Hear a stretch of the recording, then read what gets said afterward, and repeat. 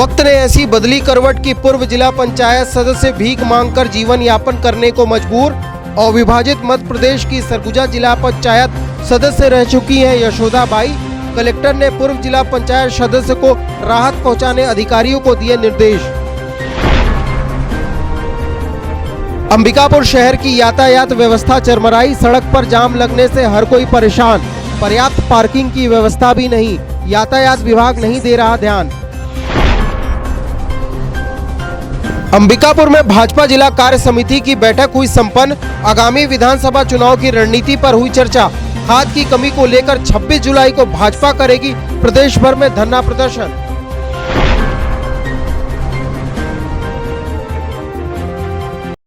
नमस्कार, मैं सुमित और आप देख रहे हैं आवाज। खबरें अब विस्तार से। अविभाजित मध्य प्रदेश की सरगुजा जिला पंचायत सदस्य रह चुकी यशोदा बाई इन दिनों विपरीत परिस्थितियों से गुजर रही हैं। वक्त ने ऐसी करवट ली कि उन्हें भीख मांगकर जीवन यापन करना पड़ रहा है। देखिए एक खास रिपोर्ट। कभी अविभाजित मध्य प्रदेश की सरगुजा जिला पंचायत सदस्य रही यशोदा बाई भीख मांगकर अपना जीवन गुजारा कर रही। गुमनामी के अंधेरे में जी रही यशोदा बाई सूरजपुर जिले के दूरस्थ क्षेत्र बिहारपुर चांदनी के कुल्हुआ की रहने वाली हैं। जिला पंचायत सदस्य रहते यशोदा बाई दूसरों को हर सरकारी योजना का लाभ दिलाती थी, पर आज उन्हें अपने लोगों के साथ पार्टी के लोगों ने भी ठुकरा दिया। जब वह जिला पंचायत की सदस्य थी तब उनकी अच्छी खासी पहचान पार्टी के वरिष्ठ नेताओं से थी, लेकिन वर्तमान में उनका हालचाल पूछने वाला कोई नहीं है और वह लाठी के सहारे मजबूरी का जीवन जीने को मजबूर है। शायद उन्हें नहीं मालूम था कि उन्हें ऐसी जिंदगी जीनी पड़ेगी। उनकी ही पार्टी के नेता भी उन्हें भूल जाएंगे और कभी भविष्य में भीख मांगकर जीवन यापन करना पड़ेगा। मेरा नाम यशोदा बाई है और वो 2.5 साल से हो गया है। राशन कार्ड मेरा नहीं है। मेरे को चावल नहीं मिलता। किसी प्रकार से भीख मांग करके मैं ला करके अपने चूल्हा जलाती हूँ और भोजन करती हूँ। मेरा कोई सहारा देने वाला नहीं है। मैं सचिव सरपंच के पास कई बारी जा करके मैं मांग देखी कि हमारा कार्ड बनवा दो या तो चावल दिवा दो, लेकिन कोई नहीं सुनते हैं ना कोई ध्यान देते हैं। तो भाई जिला सदस्य तो जब थी तब थी, अब तो नहीं मान रहे हैं। अब वही भीख मांग मांग के बता रही हूँ कि अपना जीवन यापन कर रही हूँ। मेरा घर दूरा भी फूट फाट गया है, पानी चूता है घर में, तो सोने के लिए भी मेरे को जगह नहीं मिलता है। पूर्व जिला पंचायत सदस्य रही यशोदा बाई को प्रधानमंत्री आवास योजना का लाभ तक नहीं मिल सका है। मिट्टी के टूटे फूटे घर में वह रहने को मजबूर है। बारिश में उनके घर में जगह जगह पानी रिसने लगता है। यशोदा बाई ने बताया कि पहले उनका राशन कार्ड बना हुआ था, लेकिन जब राशन कार्ड का नवीनीकरण हुआ तो उनका नाम भी काट दिया गया। तब से उनको शासकीय उचित मूल्य की दुकान से मिलने वाला राशन भी मिलना बंद हो गया है। वहीं 2 साल से वह राशन कार्ड बनवाने के लिए लाठी के सहारे सरकारी दफ्तरों का चक्कर काट रही हैं। तालाबंदी के समय यशोदा बाई को कई दिनों तक भूखे पेट भी सोना पड़ा था। नहीं मिलता है, कट गया है, तो हम कहाँ से क्या बताएं कि कैसे कैसे हमारा क्या मिला है। मिला को हमारा कौन देख रहा है। सचिव सरपंच को कई बार मैं बोल देखी कि नहीं हमारा सचिव कार्ड बना दो, कट गया है, तो वो भी नहीं बनाते हैं। ना सचिव बनाता है, ना सरपंच बनाता है। कोई चीज़ नहीं हमारा बन रहा है। पहले मैं जिला पंचायत सदस्य कांग्रेस के तरफ से मैं जिला पंचायत सदस्य बनी। आज कोई नेता भी हमको नहीं पहचान रहा है, ना कोई कर रहा है। भीख मांग मांग करके अपना जीवन को मैं यापन कर रही हूँ। देखिए, मीडिया के माध्यम से भी जानकारी मिली थी कि एक हमारी पूर्व जिला पंचायत सदस्य हैं, उनको कुछ समस्या है, इसलिए जिला प्रशासन ने आज ही उनके घर जाकर जो भी जिसके लिए वो पात्र हैं उसकी व्यवस्था कराई जा रही है। साथ ही में एक विषय ये भी आया है कि उनके 3 पुत्र हैं और 3 पुत्रों के होने के बावजूद अगर माँ की ये स्थिति बनती है तो आने वाले समय में हम भरण पोषण अधिनियम के तहत उनके पुत्रों पर कार्रवाई भी करेंगे। जैसे उनका जो राशन कार्ड होगा, हो सकता है परिवार के लोगों के साथ जुड़ा हुआ हो, तो विभाग के लोग गए हुए हैं। उन्होंने वहाँ उनके लिए अलग राशन कार्ड की व्यवस्था भी करा दी है, जिससे उन्हें किसी पे आश्रित न होना पड़े। और हम और देख रहे हैं किन शासकीय योजनाओं के तहत उनको लाभ दिया जा। देखिए, इसमें अगर SC/CC सूची के तहत वो प्रधानमंत्री आवास योजना के लिए पात्र होंगी तो उसकी व्यवस्था कराई जाएगी। हो सकता है उनके पुत्रों ने परिवार एक हो, उस नाम पे वो पहले लाभ लिया जा चुका हो। हम कोशिश ये करेंगे कि उनके पुत्र आदि शासकीय लाभ तो दिया ही जाएगा, लेकिन उनके पुत्र उनकी चिंता करें, और अगर नहीं करेंगे तो हम भरण पोषण अधिनियम के तहत उन पर कार्रवाई भी करेंगे। वहीं यह मामला कलेक्टर गौरव कुमार सिंह तक पहुंचा तो उन्होंने गंभीरता दिखाते हुए जिला पंचायत सदस्य यशोदा बाई को नया राशन कार्ड जारी कर दिया। साथ ही कलेक्टर ने अधिकारियों को उनके घर भेजकर शासकीय लाभ दिलाने की प्रक्रिया भी शुरू कर दी है। सूरजपुर से जानी खान की रिपोर्ट। अंबिकापुर शहर में इन दिनों जाम की समस्या आम हो गई है। आलम यह है कि बाजार खुलते ही शहर की सड़कों पर जाम की स्थिति निर्मित होने लगती है। जाम की इस गंभीर समस्या की वजह से सभी को परेशानियों का सामना करना पड़ता है। बावजूद इसके इस समस्या का निदान होता नहीं दिख रहा है, बल्कि शहर में जाम की समस्या रोजाना गंभीर होती जा रही है। अंबिकापुर शहर में जाम की समस्या गंभीर बनती जा रही है। इसके निदान के लिए सार्थक प्रयास भी नहीं हो रहा है। पूरे शहर में कहीं भी पार्किंग की कोई भी उचित व्यवस्था नहीं दिखाई देती है। शहर के लगभग सभी सड़कों पर जाम की स्थिति निर्मित होती है। ट्रैफिक जाम की इस गंभीर समस्या से शहर के लोग फजियत झेल रहे हैं। इसकी एक बड़ी वजह शहर में ट्रैफिक नियमों का पालन व ख्याल नहीं किया जा रहा है, जिस वजह से जाम की समस्या सिरदर्द बन गई है। शहर में रोजाना हजारों लोग इस ट्रैफिक जाम की परेशानी से जूझते हैं। इसकी एक यह भी वजह है कि शहर में पार्किंग की पर्याप्त व्यवस्था नहीं। लोग मनमाना तरीके से 4 पहिया वाहनों को सड़क पर खड़ी कर देते हैं, जबकि व्यवस्था से जुड़े लोगों को भी इस गंभीर समस्या से कोई लेना देना नहीं है और अतिक्रमण करने वाले दुकानदार आदत से लाचार हैं। शहर में जाम की समस्या अतिक्रमण की वजह से भी निर्मित होती है। सभी चौक चौराहों पर यातायात पुलिस जवान की ड्यूटी लगाई जाती है, लेकिन जिस तरह से शहर में जाम की स्थिति निर्मित हो रही है, यातायात पुलिस के जवान भी इस समस्या से परेशान हो चुके हैं। शहर की सड़कों पर गाड़ी पार्क करने से स्थिति और भी गंभीर बन जाती है। पुलिस या जिला प्रशासन जाम हटाने की बात करता है, लेकिन इसे हटाने के नाम पर महज खानापूर्ति की जाती है।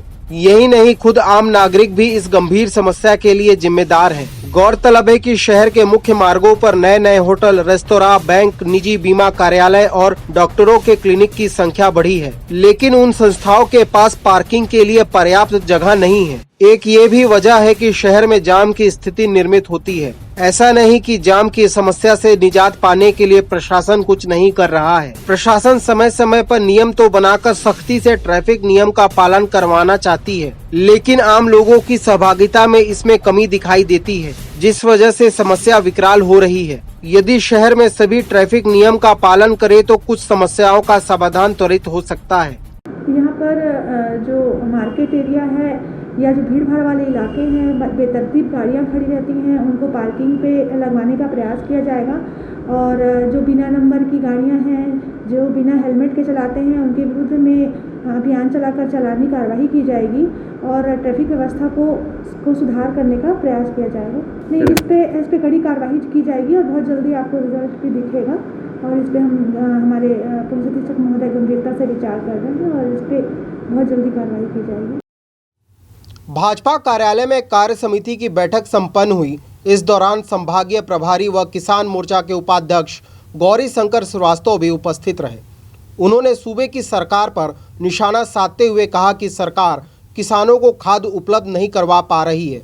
इसके विरोध में भाजपा 26 जुलाई को प्रदेश भर में आंदोलन करेगी।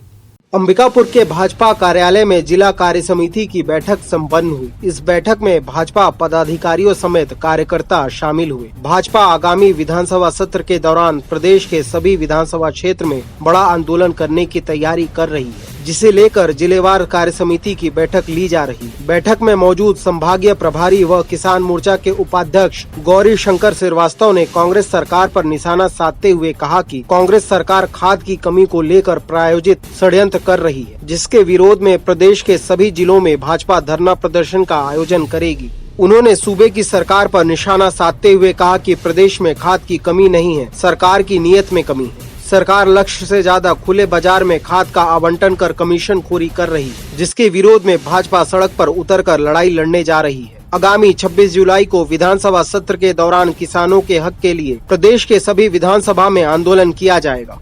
सरगुजा संभाग का जो दौरा हमने किया है, पूरे योग्य ज्येष्ठ श्रेष्ठ सभी प्रकार के कार्यकर्ताओं को समाहित किया गया है और किसानों का एक बड़ा रुझान, किसानों की जो दिलचस्पी है वो खास तौर से इस बार जिस तरीके से खाद को लेकर, जिस तरीके से धान को लेकर, बोनस को लेकर और आने वाले समय में किसानों के साथ जो वादा खिलाफी हुआ है, दाना दाना धान खरीदने की बात इस सरकार ने कही थी, जिस तरीके से खुले बाज़ारों में किसानों को अकेला छोड़ दिया गया, मुनाफाखोरी हो रहा है, तो किसान इस बात को लेकर आस लगाकर बैठे हैं कि भारतीय जनता पार्टी किसान मोर्चा उनके साथ में लड़ाई लड़े।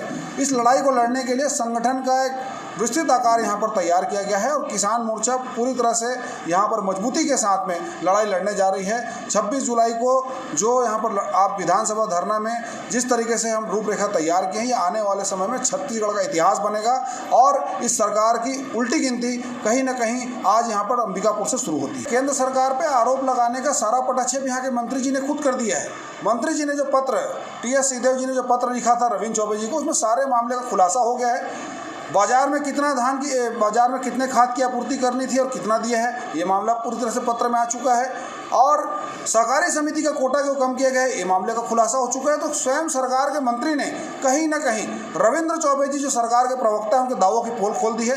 केंद्र सरकार ने जो आपूर्ति का जो लक्ष्य था उतना खाद यहाँ पर आवंटित कर दिया है।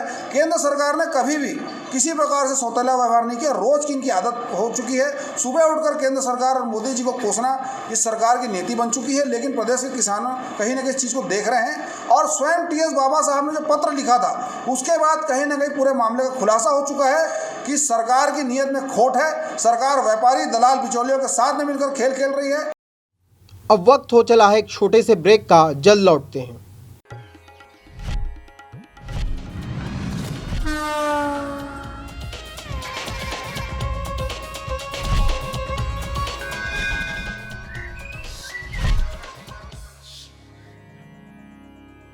क्या आपको मालूम है कि अंबिकापुर के सभी स्कूलों की ऑनलाइन क्लासेस शुरू हो गई हैं? क्या आपको वर्क फ्रॉम होम के लिए इंटरनेट की जरूरत है?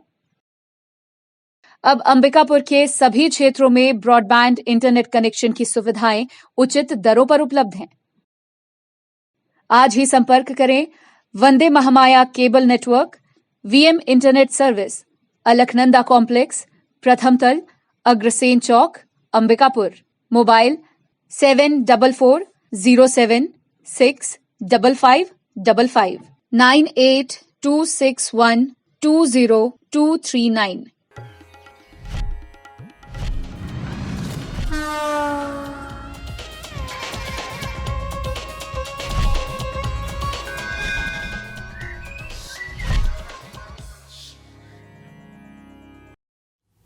ब्रेक के बाद आपका स्वागत है। बढ़ते हैं अगली खबर की ओर।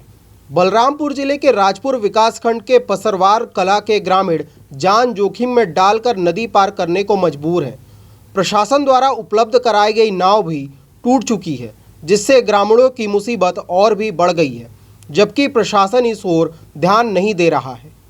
छत्तीसगढ़ के बलरामपुर जिले में ग्रामीण अपनी जान जोखिम में डालकर नदी पार करने को मजबूर हैं। सरकारें विकास के लाख दावे कर ले, लेकिन जमीनी हकीकत कुछ और है। सरकार के दावों की पोल खोलती तस्वीर को आप साफ देख सकते हैं। देखिए कैसे ग्रामीण अपनी जान जोखिम में डालकर नदी को पार कर रहे हैं। दरअसल यह पूरा मामला राजपुर विकासखंड के परसवार कला का है, जहां गांव से होकर गुजरने वाली महान नदी ग्रामीणों के लिए बरसात में हर साल मुसीबत बन जाती है। ग्रामीणों ने बताया कि खेती किसानी के अलावा अन्य कामों के लिए दूसरे गांव जाने का कोई दूसरा रास्ता नहीं है, जिस वजह से ग्रामीण बरसात के दिनों में हर वर्ष नदी को पैदल पार करते हैं, जबकि नदी में पानी लबालब हो जाने पर गांव का संपर्क भी टूट जाता है। इन सब के बीच ग्रामीण अपनी जान जोखिम में डालकर आना जाना करते हैं। परसवार कला स्कूल में प्यून के पद पर पदस्थ महिला कर्मचारी ने बताया कि वह नदी पार करके स्कूल आती हैं। गांव के सरपंच का कहना है कि ये समस्या वर्षों से बनी हुई है,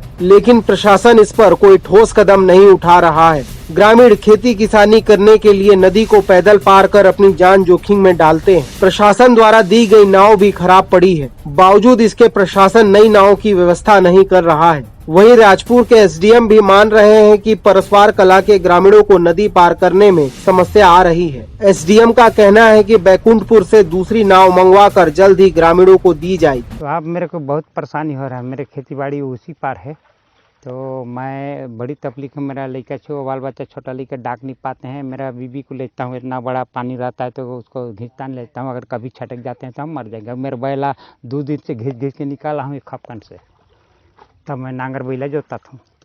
अभी जब तक बाढ़ पड़ा तब तक मेरा बैला खपक गया।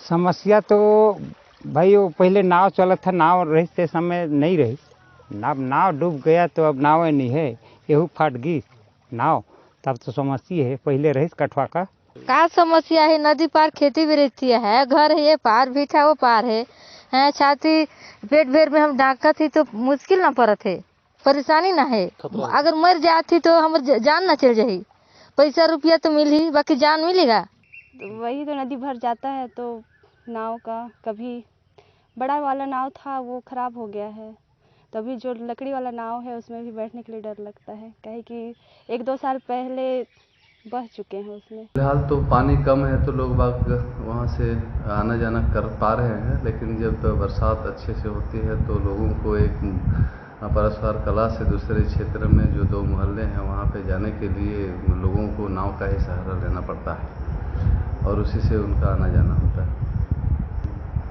नहीं, पिछले दिनों फिशरीज डिपार्टमेंट से यहाँ माननीय कलेक्टर महोदय के द्वारा के निर्देशानुसार एक नाव लाया गया था, लेकिन नाव थोड़ा सा छोटा होने के कारण और उसको चला के देखने से थोड़ी सी लोगों का असावधानी होने के कारण उसको नाव को वापस कर दिया गया है। और अभी ग्रामीणों की मांग पर बड़ी नाव की व्यवस्था की जा रही है और वो जल्द ही वो व्यवस्था। कलेक्टर संजीव कुमार झा के मार्गदर्शन में कोरोना से रोकथाम तथा बचाव के लिए रोको टोको टीम के द्वारा लाउड स्पीकर तथा बैनर पोस्टर के माध्यम से लोगों को जागरूक किया जा रहा है। इसी कड़ी में रोको टोको टीम ने शुक्रवार को रैली निकालकर घड़ी चौक, गांधी चौक, कला केंद्र तथा गुदरी बाजार में लोगों को जागरूक किया। वहीं छात्रों द्वारा धूम्रपान न करने, सिगरेट गुटखा का प्रयोग न करने की अपील की गई। इसके साथ ही मास्क लगाकर बाहर निकलने तथा सामाजिक दूरी का पालन करने की समझाइश दी गई। रास्ते में आने जाने वाले लोगों से अपील किया गया कि मास्क पहने और सामाजिक दूरी को बनाए रखने में सहयोग प्रदान करें। कोरोना के रोकथाम तथा बचाव के लिए सदस्य लगातार लोगों को कोरोना गाइडलाइन का पालन करने के लिए अपील कर रहे हैं। सूरजपुर जिले के हाथी प्रभावित क्षेत्र प्रतापपुर में आज भी ग्रामीण हाथियों के दहशत के बीच जीने को मजबूर हैं। ग्रामीणों को राहत पहुंचाने के लिए वन विभाग द्वारा बनाई गई योजना फेल हो रही है। वहीं कलेक्टर गौरव कुमार सिंह ने हाथी प्रभावित क्षेत्र में जन चौपाल लगाकर ग्रामीणों को राहत पहुंचाने की योजना बनाई है। सूरजपुर जिले के प्रतापपुर क्षेत्र के ग्रामीणों के लिए हाथियों की समस्या कोई नई बात नहीं है। इस गंभीर समस्या से निपटने की मांग को लेकर आए दिन जन प्रतिनिधियों द्वारा आंदोलन, घेराव, चक्का जाम तक किया जाता है। इधर वन विभाग के द्वारा हाथी की समस्या से ग्रामीणों को निजात दिलाने के लिए समय समय पर कई योजना बनाई जाती है, लेकिन ग्रामीणों के लिए यह समस्या जस की तस बनी हुई है। वन विभाग ने हाथियों की समस्या से निपटने के लिए कई उपाय भी किए, लेकिन वन विभाग द्वारा किए गए उपाय कारगर साबित नहीं हुए। हल्ला पार्टी द्वारा मशाल लेकर हाथियों को जंगल की ओर खदेड़ा जाता था, लेकिन अब यह भी बंद हो गया। गांव में सोलर फेंसिंग कराई गई, लेकिन वह भी गायब हो गई। अब लोगों को हाथियों की लोकेशन की सूचना देने के साथ जंगल में नहीं जाने की मुनादी भी कराई जाती है। इन सब के अलावा कुमकी हाथियों पर लाखों खर्च के बाद भी यह अभियान फेल रहा। वहीं अब सूरजपुर कलेक्टर ने हाथियों की समस्या को गंभीरता से लेते हुए हाथी प्रभावित क्षेत्र में रहने वाले लोगों के बीच अपने पूरी टीम के साथ जाने का फैसला लिया है। कलेक्टर ने कहा कि हाथी प्रभावित क्षेत्र के ग्रामीणों की समस्या को दूर करने का प्रयास किया जा रहा है। गौरतलब है कि ऐसा पहली बार हो रहा है कि जब कोई कलेक्टर हाथी प्रभावित क्षेत्र में पहुंचकर जन चौपाल लगाने की योजना बनाई है। वहीं कलेक्टर की पहल पर हाथी प्रभावित क्षेत्र में रहने वाले लोगों के बीच एक उम्मीद की किरण जगी है। अब देखने वाली बात होगी कि कलेक्टर द्वारा बनाई गई योजना कितनी कारगर साबित होती है। प्रतापपुर हाथी प्रभावित क्षेत्र है और हाथी के मुद्दों को हम लोगों ने पिछले कई महीनों में मुद्दों को उठाया है कि लगातार हाथियों का संघर्ष होता रहता है या हाथी जनधन की हानि करते रहते हैं, और इन मुद्दों को हम लोगों ने आंदोलन और संघर्ष के माध्यम से काफ़ी उठाया है। शासन प्रशासन को भी पत्र के माध्यम से, ज्ञापन के माध्यम से अवगत कराया है। इलेक्ट्रॉनिक मीडिया के माध्यम से भी हम लोगों ने शासन प्रशासन को अवगत कराया है, और इसी का परिणाम है कि अभी नवनियुक्त कलेक्टर गौरव कुमार सिंह जी ने भी एक अच्छी शुरुआत और एक अभिनव पहल करने का प्रयास कर रहे हैं कि वो सीधे हाथी प्रभावित जो जन होंगे, नागरिक होंगे, उनसे मिलेंगे, उनसे हाल समाचार लेंगे और उनका प्रशासन से जितना बेहतर से बेहतर मदद हो सकता है वो मदद करने का प्रयास करेंगे। मैं समझता हूँ एक जनप्रतिनिधि होने के नाते कि यह एक बहुत अच्छी शुरुआत है जिसे कलेक्टर साहब ने शुरुआत करने क्षेत्र में मैं गया था वो कनक नगर सिलसिली का क्षेत्र है जो हमारे मुख्यालय से थोड़ा दूरस्थ क्षेत्र है, हाथी प्रभावित क्षेत्र भी है। तो कलेक्टर होने के नाते मैंने उस क्षेत्र का दौरा भी किया, वहाँ गांव के लोगों से बात भी की और महसूस किया कि वहाँ के लोगों को कई बार जिला मुख्यालय आने में समस्या होती होगी। इसलिए हम लोगों ने निर्णय लिया है कि 15 दिन में एक बार पूरा जिला प्रशासन की टीम उस क्षेत्र में जाएगी और जैसे हम लोग पहले एक गाँव तय करने वाले थे कि वहीं जाया करेंगे, लेकिन लोगों का था कि सर इस बार हमारे गाँव, अगली बार अगले गाँव, तो उस हिसाब से उन्हीं लोगों के हिसाब से नेक्स्ट गांव में जाएंगे और वहाँ क्या हम बेहतर कर सकते हैं। जैसे कुछ मामले आए कि जिसमें हाथी ने घर तोड़ दिया था, फिर मुआवजे का विषय था, DFO से बात करके तत्काल एक हफ्ते में उसको कराने किया गया। एक हाथी के विषय में था कि क्या उसको हाथी रेस्क्यू सेंटर में भर्ती करा सकते हैं, तो उसके लिए भी उच्च स्तरीय अधिकारियों से बात की गई कि उसमें क्या कार्रवाई की जा सकती है। तो जिला प्रशासन की कोशिश यही रहेगी कि लोगों की जो ग्राउंड की समस्याएं हैं उनको हम वहीं जाकर समझें और यथासंभव हम उसका निराकरण करें। वक्त हो चला है एक और छोटे से ब्रेक का, जल्द लौटते हैं।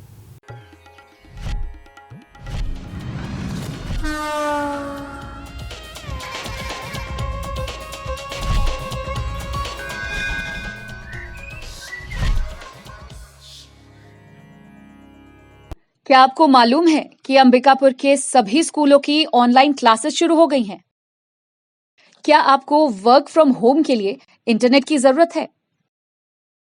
अब अंबिकापुर के सभी क्षेत्रों में ब्रॉडबैंड इंटरनेट कनेक्शन की सुविधाएं उचित दरों पर उपलब्ध हैं।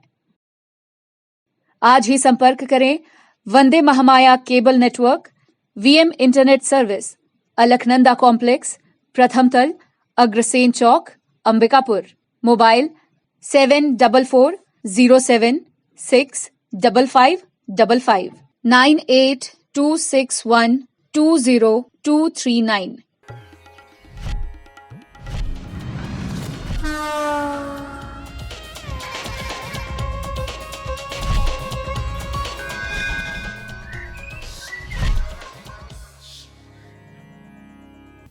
ब्रेक के बाद आपका स्वागत है। बढ़ते हैं अगली खबर की ओर। अंबिकापुर नगर निगम द्वारा सरकार की योजनाओं का कैसे दुरुपयोग किया जाता है, इसका अंदाजा इस बात से लगाया जा सकता है कि जब शहर की सड़कों से सिटी बस गायब हो गई तब करोड़ों रुपए की लागत से टर्मिनल स्टेशन बनकर तैयार हुआ है। अब टर्मिनल स्टेशन का उपयोग निगम किस लिए करेगा, इसका जवाब सिर्फ जिम्मेदार निगम के पास है। अंबिकापुर में सिटी बसों के रखरखाव के लिए बनाया जा रहा टर्मिनल स्टेशन तब बनकर तैयार हुआ जब शहर से अधिकांश रूट में चलने वाली सिटी बस गायब हो गई। हैरानी की बात यह है कि लाखों रुपए की लागत से कराए जा रहे टर्मिनल सेंटर निर्माण कार्य को 4 वर्ष लग गए। इससे महज अंदाजा लगाया जा सकता है कि नगर निगम के अधिकारी टर्मिनल स्टेशन निर्माण को लेकर कितने गंभीर थे। जबकि निर्धारित समय पर टर्मिनल स्टेशन का निर्माण हो जाता तो आज जो हालत सिटी बसों का है वह नहीं होता और निगम को भी आय होती। शहर सहित आसपास ग्रामीण क्षेत्र के लोगों को सस्ती व बेहतर आवागमन की सुविधा उपलब्ध हो, इसे ध्यान में रखकर शासन के योजना एवं महानगरों की तर्ज पर शहर में सिटी बसों का संचालन शुरू किया गया। लगभग 4 वर्ष पूर्व 33 सिटी बसों के साथ संचालन शुरू किया गया और शहर के कई रूट में सिटी बस दौड़ने लगी। बसों का मेंटेनेंस बरकरार रहे, इसके लिए रखरखाव व हॉल्टिंग के लिए टर्मिनल स्टेशन स्थापित करने की योजना बनाई गई। योजना के मुताबिक शहर के मठपारा में खाली पड़े भूमि का चिन्हांकन टर्मिनल स्टेशन के लिए किया गया और लाखों रुपए की लागत से निर्माण कार्य शुरू की गई। टर्मिनल स्टेशन से बसों का आवागमन करने पर मार्ग का डामरीकरण किया गया। साथ ही टर्मिनल स्टेशन में वाहनों की मरम्मत के लिए बड़े हॉल के साथ ही वाहनों की सुरक्षा हो, इसके लिए बाउंड्री वॉल का निर्माण कराया गया। निर्माण कार्य में लाखों रुपए खर्च किए गए, परंतु टर्मिनल स्टेशन निर्धारित अवधि में पूरा नहीं हो सका। लगभग 1.5 करोड़ की लागत से बनाया जा रहा टर्मिनल स्टेशन 4 साल में बनकर तैयार हुआ, जबकि अधिकांश सिटी बस अपने रूट से गायब हो गयी। नियम अनुसार सिटी बसों को टर्मिनल स्टेशन में खड़ा करना व हॉल्टिंग करना था, जहां सोसाइटी उनकी रखरखाव करती, जिससे बसों के फिटनेस में लापरवाही न हो सके। लेकिन सोसाइटी ने न तो इस ओर ध्यान दिया और न ही निगम प्रशासन, जिससे टर्मिनल स्टेशन का निर्माण काफी देर से हो सका। वहीं जब सिटी बस अब शहर की सड़कों से गायब हो गई हैं, तो अब नगर निगम टर्मिनल स्टेशन का किस तरह उपयोग करता है, यह देखने वाली बात होगी। हमें 40 सिटी बसें मिली थी अंबिकापुर से विभिन्न क्षेत्रों में, और जो रेगुलर क्षेत्र जो हैं जैसे उदयपुर, लखनपुर, मैनपाट, रामानुजगंज जैसे जो रेगुलर क्षेत्र हैं वहाँ से ट्रांसपोर्टेशन के लिए, जो कि एक कंपनी के माध्यम से चल रही थी, एसोसिएशन के माध्यम से, और इसमें कलेक्टर साहब के अध्यक्षता में जो कमेटी बनी हुई है उसके द्वारा संचालित की जा रही थी। और जो गवर्नमेंट को जो पैसे जमा करने थे, नॉमिनल जो था, उसके माध्यम से चल रहा था। तो अभी सिटी बसें, कई बसें अभी ख़राब की स्थिति में दिखती हैं, लेकिन कई बसें तो सड़कों पे दिख रही हैं और ट्रांसपोर्टेशन में दिख रही हैं। एग्जैक्टली अभी मैं ये नहीं बता पाऊँगी कितनी बसें अभी चल रही हैं। और सिटी बस के लिए हम लोगों ने जो शेड बनाया है वो भट्टापारा बोलते हैं, वहाँ पे बना हुआ है, और ये उसी समय में बनने का था, लेकिन बड़ा स्ट्रक्चर था, बीच में फंडिंग और इसकी वजह से, लेकिन अब वो तैयार हो चुका है और जल्दी ही उसे हम लोग सुचारू रूप से संचालित करेंगे। क्योंकि ये बीच के 2 साल जो हैं पूरे कोरोना काल में ही निकल गए, हमें कभी बस बंद हुई, कभी चालू हुई, कभी किसी कारणवश नहीं हो पा रहा था। अब धीरे धीरे सारी चीज़ें खुल गई हैं, तो निश्चित तौर पे हम लोग उसे रेगुलराइज करेंगे। नहीं, देखिए, एक तो ये जो शहरी यातायात सोसाइटी के माध्यम से ये सिटी बसों का संचालन शुरू हुआ था, इसके अध्यक्ष सोसाइटी के कलेक्टर होते हैं, और जो जिस जिस जिलों के संबंधित बसें चलती हैं वहाँ के कलेक्टर, वहाँ के एसपी और वहाँ के सीएमओ या जो भी नगर निगम के वो सदस्य होते हैं इसमें। ये 2015 में इसकी शुरुआत हुई थी, और ये तो कुल मिला के एक हिसाब से जो बस ऑपरेटर थे, पुराने बड़े लोग जो बसें चलाते थे प्राइवेट, इनकी मिली भगत से ये सारे लोग नॉमिनल दर पे अपना नीलामी में बसों को लिए, आपसी समझौता करके, और इसमें भी सरकार को जो राशि मिलना था उतना नहीं मिला। सुविधाएं यात्रियों को सिटी बस के रूप में मिलनी चाहिए थी, वो उसका प्रॉपर क्रियान्वयन नहीं हो पाया, लोगों को इसका कोई सुविधा नहीं मिल पाई। आज भी आप शहर में देखिएगा तो कोई एक तो सिटी बस नहीं चल रही है कि आप गांधीनगर से बैठ के आप बस स्टैंड आ जाएं, या महामाया क्षेत्र से चढ़ के आप गांधीनगर चले जाएं। शहर में तो कोई चल ही नहीं रहा है, केवल प्राइवेट ये लोग यहाँ से लखनपुर चला दिए, यहाँ से क्या बोलते हैं जसपुर चला दिए, यहाँ से सूरजपुर चला दिए, ऐसे उदयपुर, इस तरह से अंदर अंदर की जो मलाई वाली जो रूट थी जहाँ पैसे की अच्छी अर्निंग होती थी, उस क्षेत्र में बसों को चला दी। तो शहर के लोगों को तो इसका सिटी बस के रूप में कोई इसका लाभ ही नहीं मिला है। नहीं, यार्ड तो मरम्मत के लिए, मेंटेनेंस के लिए यार्ड बना था, जिसमें गोबर की खरीद बिक्री हो रही है, वहाँ गोबर से खाद बनाने का काम कर रहे हैं। तो मतलब वो दिखता है कि वहाँ ना बसें जाती है ना उसका मेंटेनेंस होता है। केवल उतना बड़ा स्थापना करके उतना खर्च फालतू में इस सोसाइटी ने किया है, और नगर निगम के नाम से, नगर निगम के शहरी क्षेत्रों के सुविधा के नाम से इस पे पूरे जनता। बुलेटिन में सिर्फ इतना ही। शहर से जुड़ी खबरों के लिए देखते रहिए आवाज। इस न्यूज के स्पॉन्सर हैं वीएम इंटरनेट, अलकनंदा कॉम्प्लेक्स, प्रथम तल, अग्रसेन चौक, अंबिकापुर, सरगुजा, छत्तीसगढ़।